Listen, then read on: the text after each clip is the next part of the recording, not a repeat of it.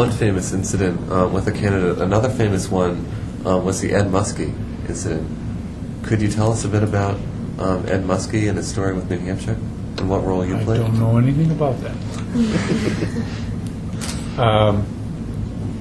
Well, the role I played was pretty minor. I was the editor of the Sunday paper, and I'd heard the day before that Muskie was going to have this press conference in front of the paper at 9 in the morning or something, and I didn't get up early to go see it. I suppose in hindsight, it would have been nice for a historical record, and I could have added my vision to see whether he was in fact crying or not. But I had to work a long day, from like 10 in the morning until after midnight every Saturday. So I just waited and heard that he'd done this stunt, and I don't think I said it on the radio, but he was losing ground to McGovern, who was the stronger of the anti-war candidates. Sort of parallels with today, with the positioning among the candidates, who can be the strongest anti-war in the Democratic side. And McGovern was still in the march on him. McGovern was just saying, get out of Vietnam now. Don't worry about it. Muskie was, well, we've got to wait and see on it. But I think, just like Reagan was trying to one-up Spencer Tracy, Muskie was doing a Jack Kennedy. See if this sounds familiar, since you're apparently familiar with the Muskie episode in which he rails against the publisher, the Union leader.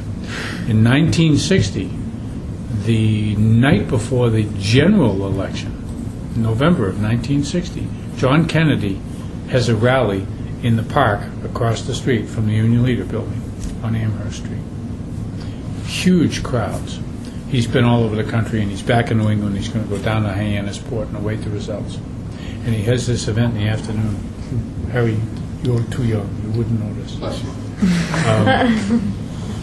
He gets up and he says, there may be a worse newspaper in the country and a worse publisher than William Loeb, but if there are, I don't know about them.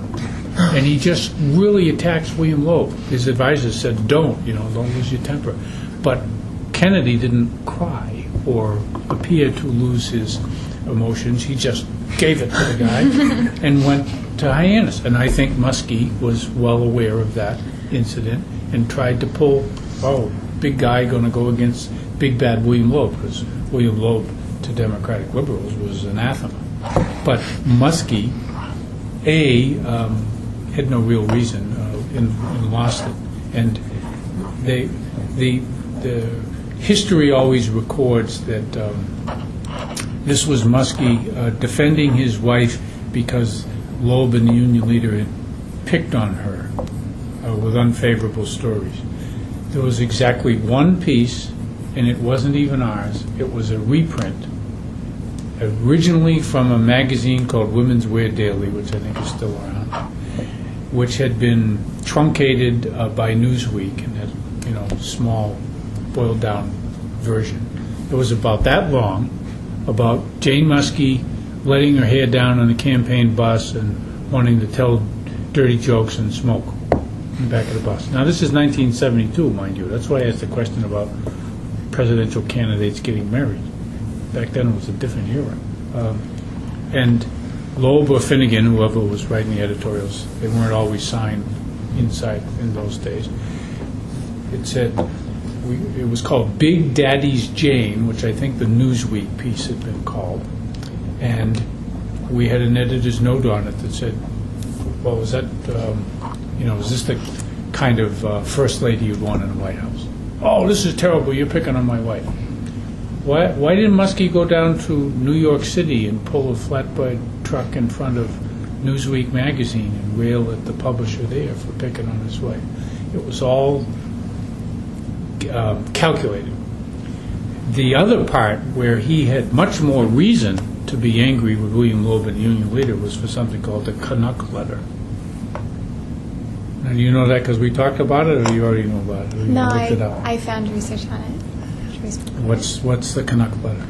Someone sent an anonymous letter to the Union leader from Florida, and I remember that... It wasn't anonymous, it was signed. It was signed, with but... the guy's name. I don't basically, it was attacking Muskie as not liking French Americans, if I remember correctly. French Canadians. French Canadians, and Yeah. the newspaper ran the story. Yeah.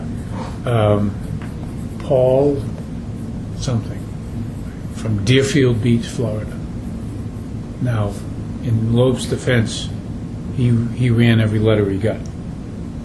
Paul Morrison, Deerfield Beach, Florida. But not to defend Loeb.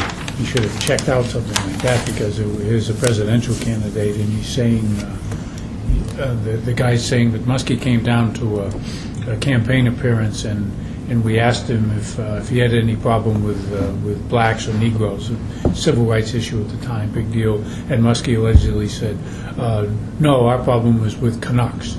And so Paul Morrison from Deerfield Beach, Florida, is writing to William Loeb at the Manchester Guardian newspaper. That's what it said on the envelope.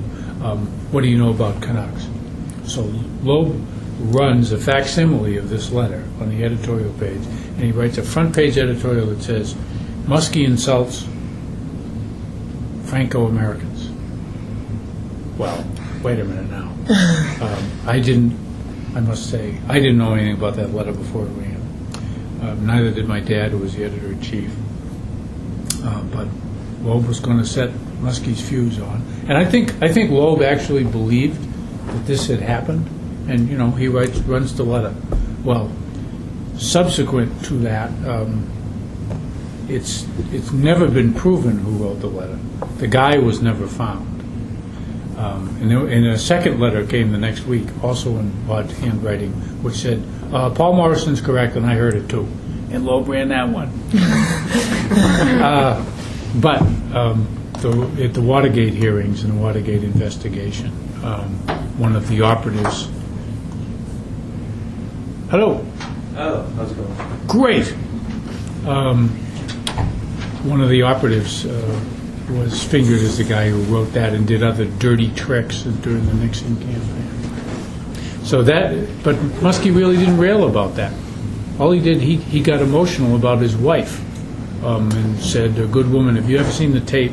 It's kind of fuzzy now, but it's been played over and over, of Muskie on the flatbed truck. Channel 9 probably has it. Our reporter didn't say he cried. Either the AP or the UPI, one of the two did, and that made national news, because in 1972 you couldn't cry. Now if you don't cry, you don't get in. But you couldn't cry then.